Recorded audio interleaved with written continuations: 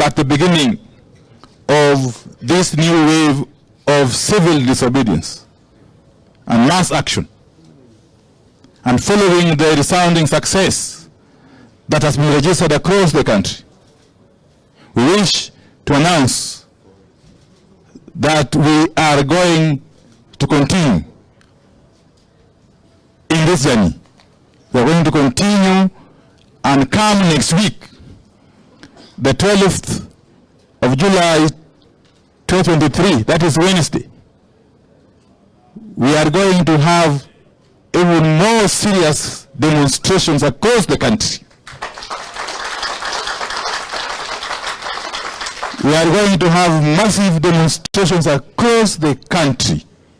And in Nairobi, those demonstrations are going to be preceded by a massive public rally at Kamkunji. And let me say this, that the role of the police in this matter is simply to provide security to the peaceful demonstrators and assemblers. We are not giving a notice as a way of seeking permission from anybody, least of all the police.